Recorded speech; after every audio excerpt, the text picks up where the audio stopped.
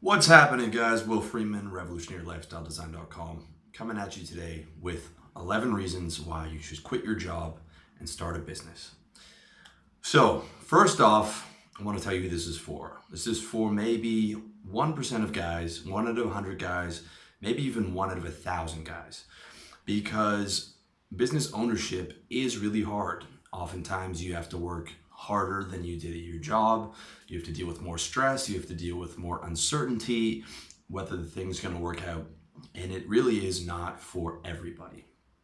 So I have no problem with guys working jobs, trying to support their family, or for guys who like their jobs. I have absolutely no problem with that. But I'm not talking to them.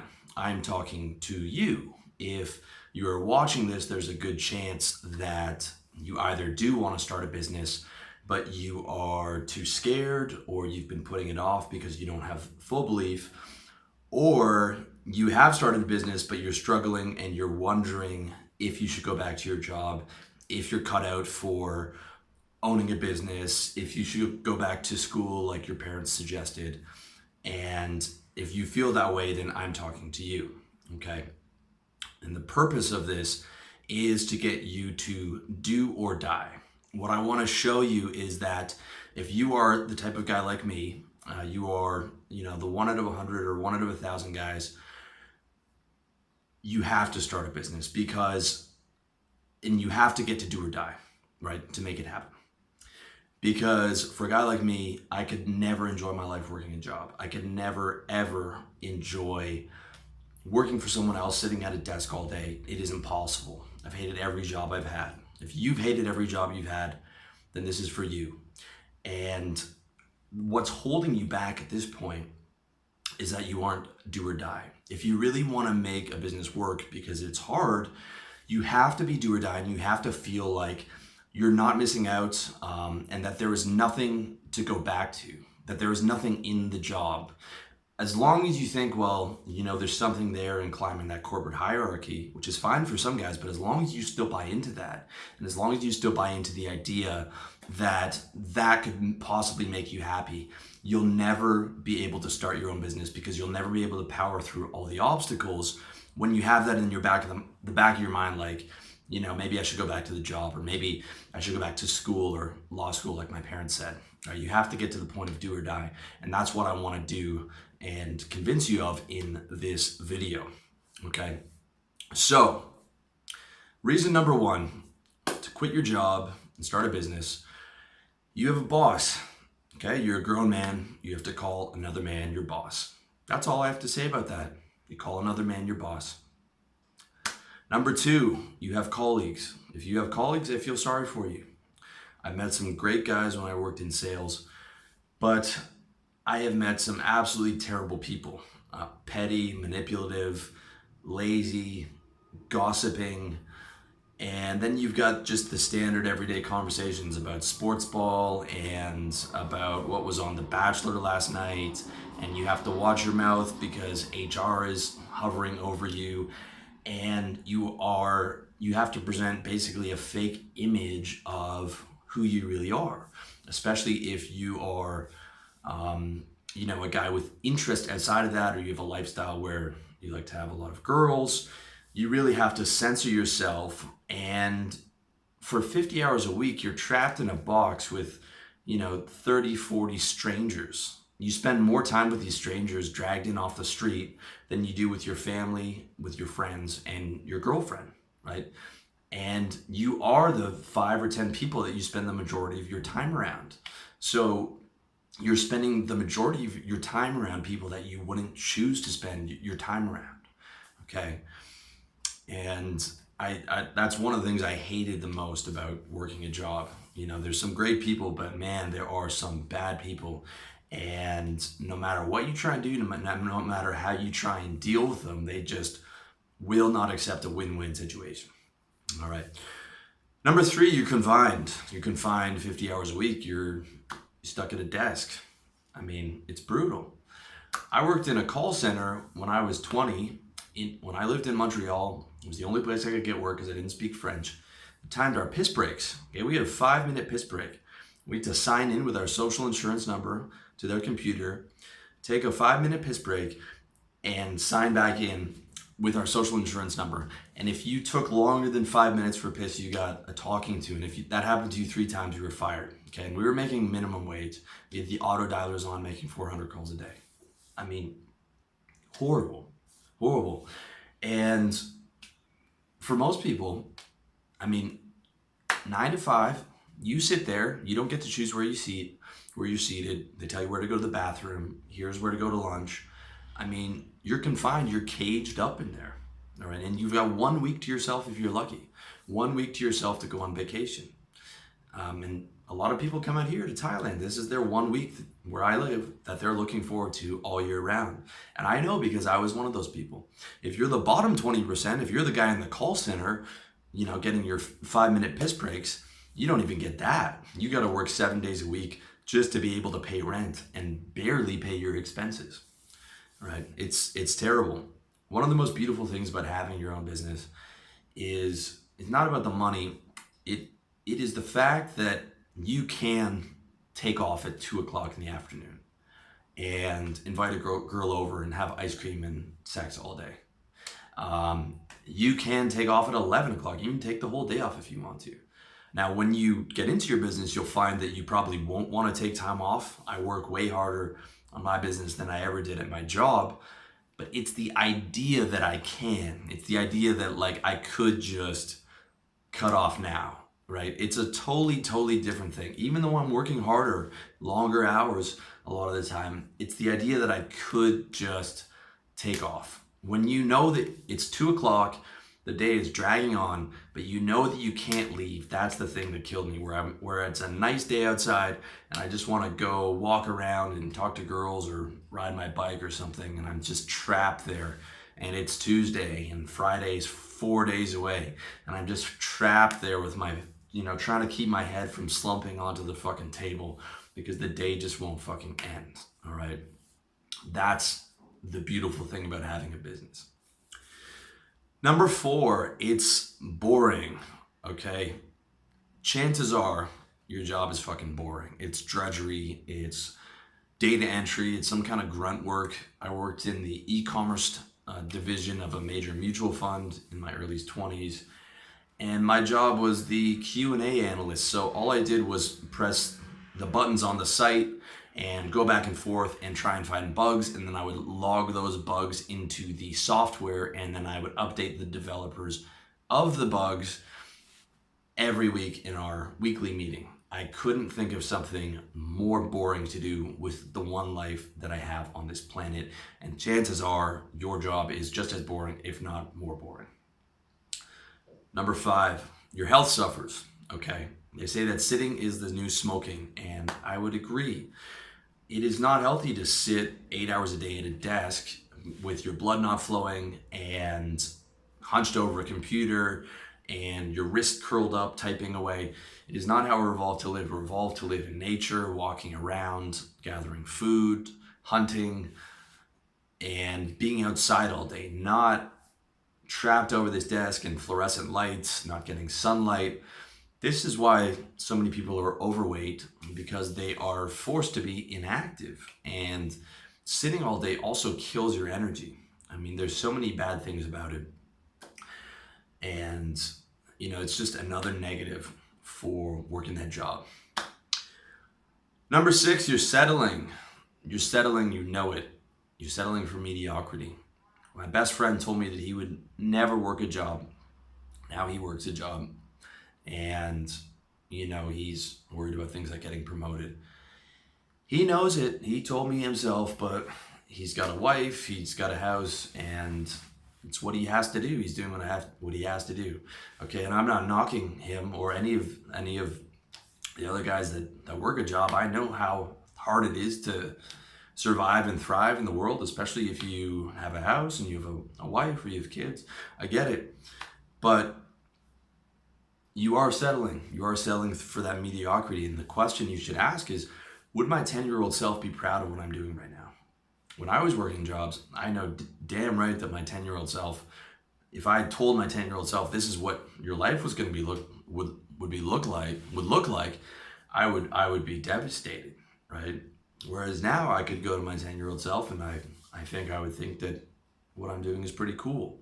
And I think that's one of those things that's important to keep in mind of not giving up on your dreams. Okay, you don't have to be a billionaire, but you should be able to present a cool life where you could go to the younger version of yourself and say, look what I did. I'm living pretty well. I'm comfortable. I got my own business. I've got women in my life. I'm in shape. I'm enjoying it, right? And I didn't settle. I didn't give in. I didn't buy in, and I made my own way. That's the important thing. Number 7, your company is dirty. Okay, so if you're working for a big company, especially a publicly traded company, your company is dirty. I mean, that's how it goes. Big business is one of those necessary evils, and they're all dirty to some degree. And if you don't believe that, it's because you haven't worked on a sales floor. I worked in sales, and every sales floor I worked on was dirty from one degree to the other. As I got better in sales and started to make more money, I was able to pick jobs that were more ethical, but I never had a sales manager who was 100% ethical. I never had sales material that was 100% ethical until I started my own business, where I can go on my book, How to Get Laid on Tinder. I can say, look, this is for guys 18 to 35. You should be decent looking. If you're overweight or significantly unattractive or something like that, it's just not going to work. It's not a magic pill. It's just a really efficient way for guys who are relatively decent looking, relatively young, to get laid online. If I was working a sales job and I had to sell How to Get Laid on Tinder, which of course, would never be sold in corporate sales, but if I did, that sales page would be an entire lie. It would be, this will help you, this will get you any girl, this will get you supermodels, this will work for you no matter what your looks are. And it would just be, a pump and dump bullshit thing, because that's how most of these places operate. And so when you're working for a company, not all the time, if you have a smaller, maybe a mid-sized business, you might, have an owner who's ethical and he keeps a tight rein on it. But a lot of the time, especially if you're working for a bit bigger business, and especially if you're in sales, your company is dirty and you are going to be feeding money into something that is unethical. Whereas when you start your own business, if you're selling real estate, you don't have targets that you have to make. So you're not going to, if there's asbestos in the house and you've got a newlywed couple and it's over their price range, you can go, look, you just shouldn't be buying this house. Whereas if you had targets to meet every month and you're behind on your target, and you're a month away from getting fired, and that couple is ready to buy that house, you are going to have a very difficult decision to make. It's only until you get to your own business that you're able to control the ethics of it, you're able to control the sales material, you're able to control the marketing material, and it's only when you have total ownership that you're able to make sure it's ethical 100% across the board. Number 8, you're not passionate about it. Okay? You don't have a passion for marketing, you fucking liar. You're lying to yourself. I can tell you, I went to so many of these networking conferences when I was a salesman, trying to go out there and get clients. And, the first question they get asked is, what do you do? And I'd be like, oh, I'm Will Freeman, I'm corporate sales. Yeah, we've got this great company, and then the other guy would also be a salesman, and he'd be selling me on how terrific his company was and how much he loved his job. And we're all dressed to the nines, and the entire thing is a lie. It was a charade. And everyone at these fucking networking events were all salesmen. They were all doing the same thing, trying to get clients and trying to show and trying to sell how good their jobs were and everything. And everyone in sales hates their job, okay? Every sales guy I work with wants to get out, wants to start their own business, or wants to move up into management, right? The same thing with people who are talking about their marketing jobs or whatever. Here's how you know if you have passion for it, is if you would be doing it for free, okay? Here are the things you have passion for: having sex, eating good food, sleeping in, right? But you don't get paid for that shit. You get paid to go and do marketing drudgery or calling 100 people a day. I would do this, doing videos for you guys and articles. I would do this shit for free because I actually have a passion for it. All right. I truly would be doing this for free. If I had inherited a ton of money, or if I had a lot of money from another business, I would still be doing this because I actually love it. That's how you know if you're really passionate, is if you would be doing it for free. No one would be cold calling insurance companies for free. I guarantee you that. All right. No matter what face people present and what face people put on, they're fucking lying. Now, it doesn't have to be your biggest passion, okay? If you choose to sell on your own, in your own business, real estate, insurance, or you go online and you're selling copywriting services, that might not be the thing you're most passionate about. However, you can still have some passion for it, and you can have what I call the passion for the deal. So, you close a guy on a real estate deal, you're getting 10 grand and you're not cutting back any of that to the company. So you can have that passion for closing the deal and still make your job relatively enjoyable, okay? It doesn't have to be your greatest passion. And in fact, most people won't be able to make money on their greatest passion. Like if you want to be a musician, that's very difficult. But you have to enjoy it, because if you hate your job, you hate your life, right? If you hate your job, you hate your life. Number 9, travel. There's nothing more that I hated about a job than I would be in Toronto in winter, minus 40-degree weather. I worked at a job in Scarborough. I lived on Queen West, which means that I would be out there in my suit, in a parka, waiting for the streetcar for 20 minutes. Okay, we'd ram onto the streetcar. There'd be no room.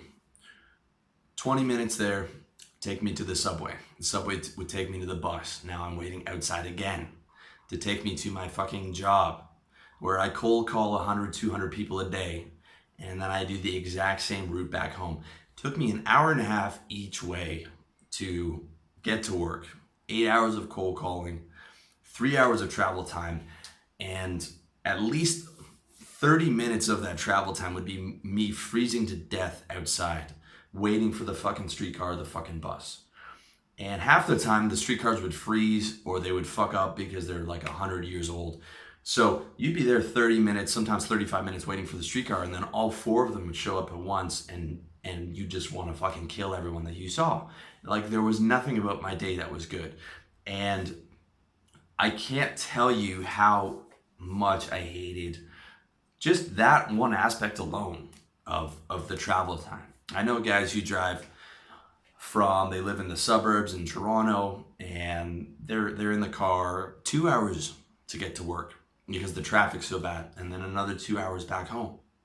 In Japan, people work 14 hours a day, and they're 2 hours each way on the fucking train, where they have a guy with a stick poking them into the fucking train so that everyone can fit in there like sardines in a fucking can. I mean, it's crazy. When you have your own business, I mean, if you set it up right, you don't have to travel anywhere unless you have to see a client. If you're online, you don't have to travel anywhere. The only place I travel these days is to the gym and to the supermarket. And that's it. And it's a beautiful thing. Number 10, money. Okay, you can't get rich as an employee. You look at the Forbes or the Fortune 500 list, every single one of those guys is a business owner. Okay, the way that capitalism works is you don't get rich as an employee. You have to own the means of production. There's no other way. Now, you can make a fair amount of money if you're a salesman, right? But you're taking home 12% of that. You're always getting way less than what you're worth. I knew guys that worked when I was in sales, I had to make 40 grand a month just to keep my job. I had to do 40 grand in revenue a month just to keep my job, from calling people on the phone and emailing them. I knew guys that their targets were 200 grand a month just to keep their job, right? And there would be pressure all the time. And these guys are taking 12% of that or whatever, right? When you can make 200 fucking grand in a month with a phone and an internet connection, you should be getting all of that. Any guy that can make 40 grand, 200 grand a month can go out on his own. Even if you can't make as much on your own, you're gonna make way more because you're keeping 100% of it. Right? Any guy that can make 200 grand a month on his own can go out and make 100 grand on his own, keep 100% of that, guaranteed. And it's just a question of these guys never got out. Every guy I worked with in sales said they were going to start a business. Nobody did. They all said they're either going to start a business or they're going to move up into management. And the vast majority of guys don't move into management, and no one that I knew in the sales game went out and started their own business. Even though every single one of those guys could have made way more on their own, because a good salesman can make money literally selling anything, right? You can sell fucking paving asphalt. You can sell drywall. If you can sell, you can sell. And all you have to do is start that service business, all right? Job is there to make you less than you're worth. Now, let's take another example of someone who's a professional, a doctor or a lawyer. Yes, you can make good money in those professions as well, but look at the amount of time that goes into that, right? To be a doctor, it's 5 years, 7 years of study. For a good school like Harvard or something like that, $200,000 invested in that, maybe more, I don't know. And if you don't have a rich father, then you're paying for that on your own with your fucking student loans. So you're coming out of school, you're $200,000 down. You don't get back to even until you're 35, 40. Some of my friends were 35 now, still are paying off their student loans. So compare that to if your father, or if you're able to take out a loan that you could pay back over 15 years, dump that into a service business where all you need is a phone and an internet connection, and you could have just dumped that into Facebook and Google advertising. You would have made way more than you would after all that time becoming a doctor. All you needed to do was learn how to sell, right? You could be the top real estate agent in your city. If you're coming out of school at 21, you've got 200 grand to dump into marketing, and where every deal you close is 10 grand. I mean, compare that from a financial perspective, and it's not even close, right? So you're always going to make more money on your own. That's just a fact. Or if you want to get rich, you can't do it at a job. That's what I'm trying to say. Number 11, this is the last point. Okay, this is the most important one. You hate it. You hate your job. You know it. I know it. You know it and I know it, because if you're still watching the video at this point, then you're one of those guys who has hated every single one of your fucking jobs. You've hated sitting still in school. You hated being told what to do by your parents. You hated all your fucking bosses. You hated all your jobs. I hated every single boss. I hated being told what to do by my teachers. I hated being told what to do by my mom. And you didn't have to teach me that shit. In fact, it was the opposite. They tried to teach me how to be a good boy and a good employee. And it's just not possible, because I'm not built that way. And if you're like me, and if this is resonating with you, then you're not built that way. You are built to be a leader, and you are built to do your own thing, and you'll never, ever, ever, ever be happy with someone else telling you what to do. That's a fact. Not a fact for everyone, but if you're still watching this or you're still listening to this, this is a fact for you. You are always going to hate your job. You're always going to hate it. And what I want to tell you is there's other guys like you out there. There's guys like me, there's guys like my friends, there's guys like all the other business owners out there have that same mentality. And no amount of working for someone, you'll never be happy with it. You'll never be able to settle in. Okay, it's a fact. When I was growing up, I've had a job since I was 14, and my mom was a very hard worker, and she couldn't understand. And I worked lawn care, I worked shoveling driveways, I worked shitty retail jobs. I've done every fucking I would pick up odd jobs on the, monster.com or whatever. I mean, everything. I was always working, and my mom couldn't understand why I hated the job so much. She would say, well, you should be lucky, to be able to shovel driveways or cut grass, or, she would say, why do you have, I didn't raise you to have this sense of entitlement. There should be no job beneath you. You should be happy to just be able to make money, and that person's giving you a job. But I never was, and I never will be, because I do have that sense of entitlement.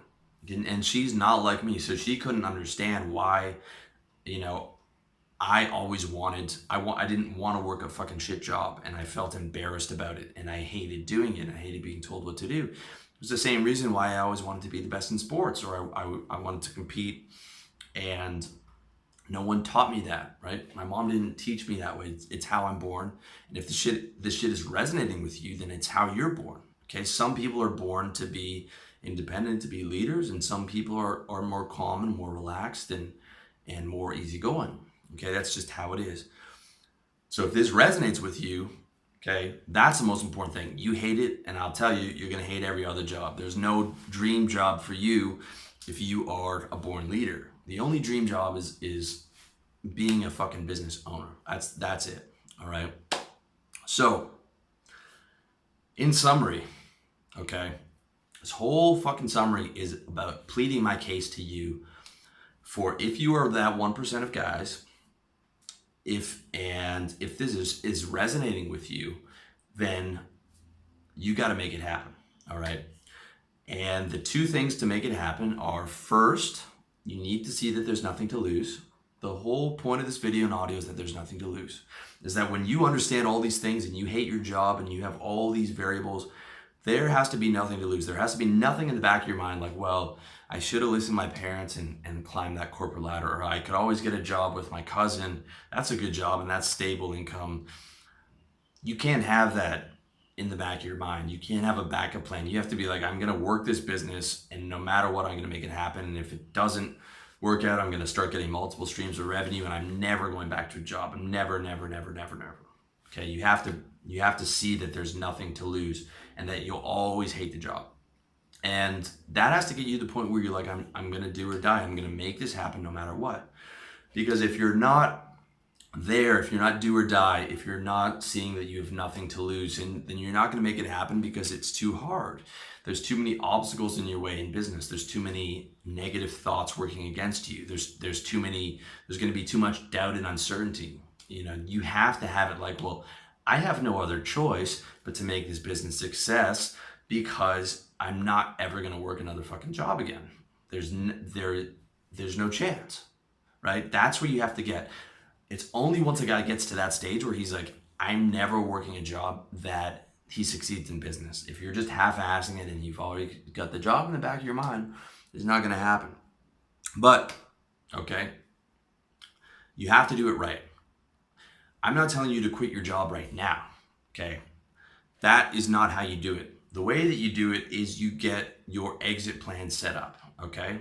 So you sit down and you think, what kind of business am I going to do? Or if you're already in a business and you're struggling, you're thinking, what do I have to do to get my business to the next level? And while you're still working the job, right, you're like, okay, I need to get my savings to here, you know, where I have 3 to 6 months of expenses and emergency. I need to start and find which type of business, and I need to get my revenue targets to here. I need to get a bunch of credit while I'm still employed as an emergency. And I need to set a timeline for when I am going to exit my job and when I think I will be able to have those things. And that timeline might be 2 years from now, okay? But if you really want it, you're gonna be able to suffer through the job for the next 2 years and build that exit plan. What you don't wanna do is say, okay, I have no savings, I have no business, but I'm gonna quit my job and try and make something happen really quick, okay? That is most likely gonna be a recipe for failure, and it's gonna lead to you getting really strung out, getting really stressed, and not making a success of your business and having to go back and find another job, right? And be back at square one. When you make your exit plan, you want to make your exit plan permanent. You want to be like, okay, I have all these factors together, so I'm never, ever, ever going back. No matter what, I have all these contingencies and I'm stable and I'm secure, and this is it. This is the end of me ever working a job. That's where you want to be, okay? And if you want to see how to do that, you can check out my book, How to Sell, at my site, revolutionarylifestyledesign.com, which is basically like for guys, it's basically like my path. So I teach you how to get a job in sales because, well, first of all, sales jobs are horrible, but they're the best way for a guy to make money outside of being a professional. And I teach you how to survive and thrive in the sales environment. Stack up your cash. I teach you how to set an exit plan, and then I also teach you how to take your sales skills into a service-based business, okay, where you're selling a service like real estate or copywriting or something like that, and then how to set the exit plan and how to get out. All right. Now, you don't have to do that. You don't have to buy the book. You can set your own exit plan. You don't have to go into sales, but it is one option. Okay. If you want to see for free, if you want to see how to start a service-based business, check out my video, How to Start a Service-Based Business, or the article over at my site. Or you can check out the 3-part series I did with Phil Hawksworth on his coaching business, about how he went from a small town outside of London, moved to London, started a personal training business, moved it online, got to travel around the world, and then took what he learned and started selling marketing services to personal trainers and made even more money. Okay, if you want to see that path. If you want to see the other path, which is a bit harder, I recommend the service business path for most of you guys. If you want to see the other path, check out the video and audio I did with Nick, who's making 10K. He's a young guy I met who's making 10K a month on his Amazon FBA store. All right. So those would be the 2 paths: service-based business or e-commerce, with e-commerce being a bit harder. But either way, you've got to choose one of those paths, and then you got to set the exit plan. You got to do it smart, and you make it happen. And that's it. And if you're not there yet, go back and watch this video and this audio again, okay? Because you have to get to where you got nothing to lose, you do or die, and then you sit down, you set the business, you set the exit plan, you make it happen, and that's it. If you're a guy like me, you're never gonna be happy in that job, man. So you gotta make it happen. And the sooner you start, the better it is. So that's it, boys. I wanna thank you so much for watching, listening, or checking out my site, revolutionarylifestyledesign.com, and I wish you all the best.